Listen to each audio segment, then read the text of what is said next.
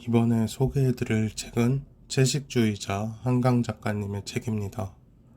이 책은 맨 부커상 세계 3대 문학상을 수상하였으며 아시아 최연소로 수상하셨습니다. 이 책은 굉장히 찜찜했습니다. 영화로 말하면 기생충 같은 느낌이랄까요?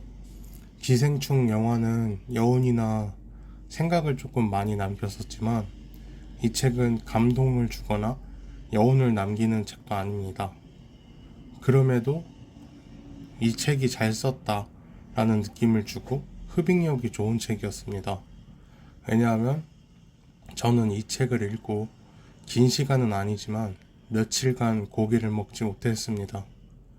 고기 육즙은 피로 느껴졌고 생고기의 냄새는 사람 살냄새 같이 느껴졌습니다. 채식주의자는 항상 이렇게 느끼는 게 아닐까 그런 생각까지도 들었습니다. 그만큼 글을 잘 썼다는 이야기겠죠. 저는 글만 읽었음에도 고기를 기피하게 되었었으니까요. 그리고 이 정도의 글은 사실 본인이 그 채식주의자가 아니면 쓸 수 없다고 생각을 했었는데 한강 작가님은 실제로 채식을 4년간 했다고 합니다.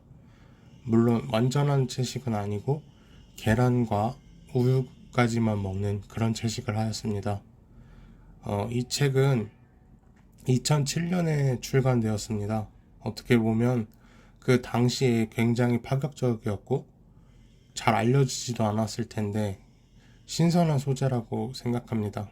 지금이야 비건이라고 하면 뜻 정도는 대부분이 알고 있고 그러니까 이해는 못해도 존중 정도는 해주는 시대니까요.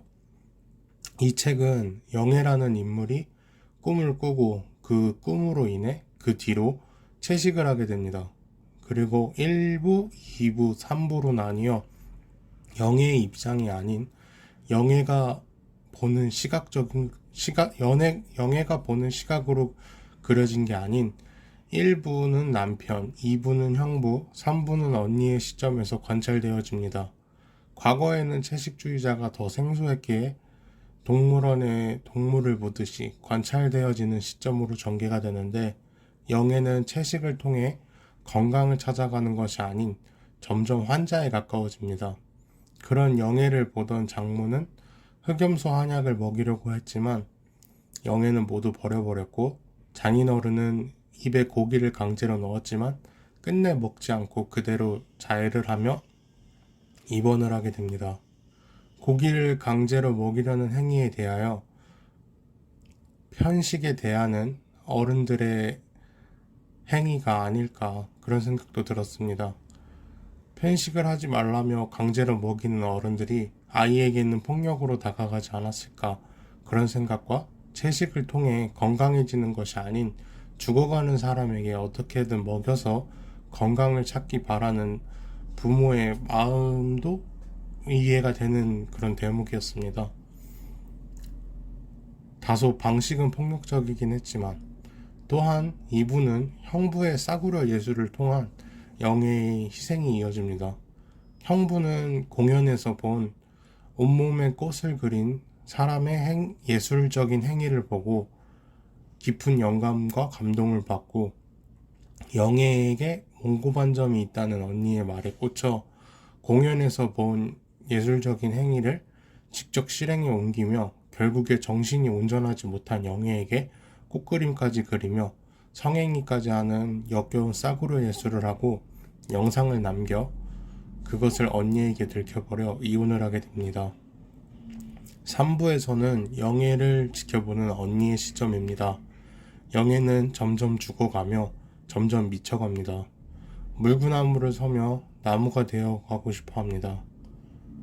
2007년 당시의 채식주의자를 보는 시선이 어쩌면 영애를 보는 것처럼 정신병 취급을 하며 바라보지 않았을까 싶습니다. 지금은 신념이나 건강을 위해서 실천하는 경우도 있지만 현재에도 채식에 대한 시선이 완전히 곱지만은 못합니다. 그래서 현재까지도 이 책이 오히려 현재에 와서 더 공감받고 사랑받는 부분이 아닐까 싶습니다.